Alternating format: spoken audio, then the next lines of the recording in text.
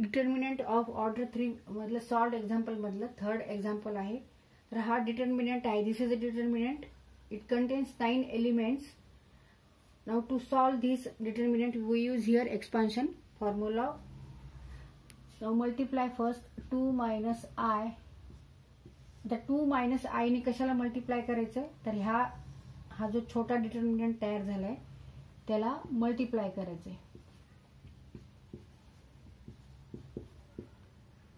नंतर मायनस घ्यायचंय. आता आपल्याला 3 ने मल्टिप्लाय करायचंय आणि ह्या कॉलम मधले हे एलिमेंट न घेता 3, 2, 0 आणि 2 मायनस आय हे घ्यायचे. 3 ने मल्टिप्लाय करू. 3, 0, 2 आणि 2 मायनस आय. इथे मायनस घेतला. आता प्लस ने मल्टिप्लाय करायचं. प्लस -1. आता डिटर्मिनंट कोणता घ्यायचा आहे, हा डिटर्मिनंट घ्यायचा आहे. 3, 2 मायनस आय आणि 2 मायनस 1. आता हा डिटर्मिनंट आपण हे सॉल्व करू. हे 2 ऑर्डरचे डिटर्मिनंट आहे. ह्याच्यामध्ये फक्त 4 एलिमेंट्स आहेत. इथे आपल्याला काय करायचंय, क्रॉस मल्टिप्लिकेशन घ्यायचंय आणि मध्ये मायनस घ्यायचंय. प्रत्येक ठिकाणी क्रॉस मल्टिप्लिकेशन आणि मायनस. क्रॉस मल्टिप्लिकेशन घ्यायचं, मग मायनस करायचं, मग इथे परत क्रॉस मल्टिप्लिकेशन. ह्याच पद्धतीने हे सॉल्व करायचं आपल्याला. तर इथे क्रॉस मल्टिप्लिकेशन म्हणजेच स्क्वेअर येणार आहे, कारण दोन्ही टर्म्स सारखे आहेत. 2 minus I square -1 into 0 -1 into 0. मग नंतर -3. आधी हा डिटर्मिनंट सॉल्व करू. 3 in bracket 2 minus I -2 into 0 किंवा 0 इंटू 2 असं पण चालेल. तर इथे डिटर्मिनंट घ्यायची गरज नाही, तर असं ब्रॅकेट घेऊ आपण. मग आता इथे प्लस आहे, इथे मायनस आहे, इथे मायनस घेऊ. -1 ब्रॅकेटमध्ये 3 इंटू -1 और -1 मीन्स -3 -2 इंटू 2 मायनस आय. आता परत सॉल्व करायचं आपल्याला. 2 मायनस आय. तर यांचं मल्टिप्लिकेशन घ्यायचंय. इथे कोणता फॉर्म्युला वापरणार आपण, a minus B square equal to a square minus 2ab plus B square. हा एक्सपान्शन फॉर्म्युला आहे, हा इथे वापरायचा. 2 मायनस आय म्हणजे here a equal to 2 and b equal to I.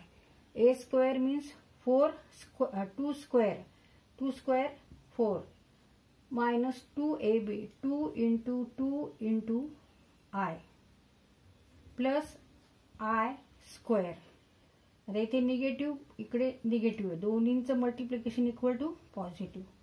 पण इथे 1 इंटू 0 आहे, म्हणजे इथे 0 येणार. 1 इंटू 0 0. मी लिहिलं नाही तरी चालेल.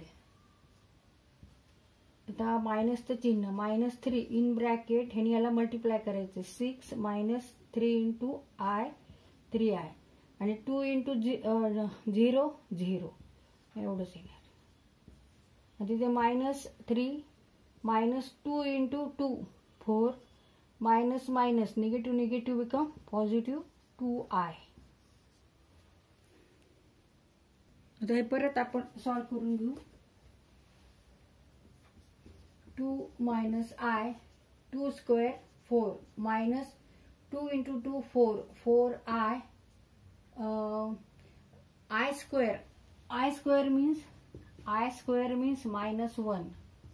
Put here I square equal to -1. -1 minus 3 into 6 18. हा आपण सॉल्व करू. Bracket 3 into 6 18.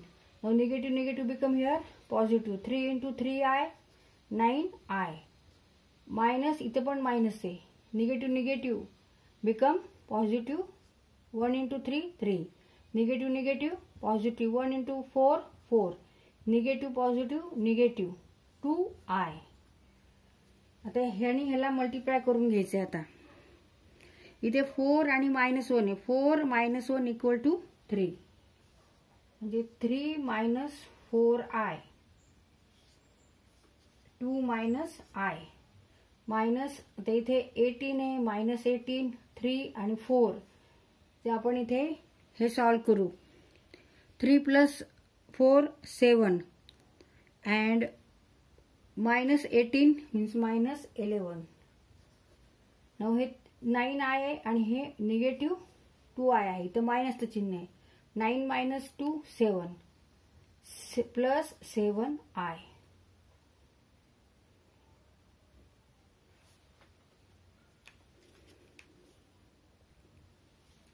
आता ह्या ब्रॅकेटनी ह्या ब्रॅकेटला आपण मल्टिप्लाय करू. आता इथे हा ब्रॅकेट आणि हा ब्रॅकेट मल्टिप्लाय करायचं. 2 ने आधी ह्या ब्रॅकेट मधल्या टर्म्सला मल्टिप्लाय करू. 2 × 3 6, 2 × 4 8. इथे मायनस आहे म्हणून आपण इथे मायनस घेतला. 8i. आता -i -i ने 3 ला मल्टिप्लाय करायचंय. Now negative becomes here positive. 4i² -11 + 7i. आता हे सॉल्व करू आपण. आता 6 आणि 11 6 11 = -5. नंतर -8i आणि -8i -3i 11i -11i and +7i. 7 आणि 3 10 1 11 4i minus 4i. I² = -1, therefore -4. I² = -1. Now -4 and -5 and -4 -9 -4i. तर हे आपलं आन्सर आलेले आहे. Therefore answer is -9 - 4i or -9 - 4i. तर इथे हे उत्तर आहे. तर हा डिटर्मिनंट सॉल्व करताना आपण हा किती ऑर्डरचा होता? 3 ऑर्डरचा. त्याच्यात 9 एलिमेंट्स होते. मग ह्याच्यासाठी आपण एक्सपान्शन फॉर्म्युला वापरला ऑफ डिटर्मिनंट ऑफ ऑर्डर 3 चा.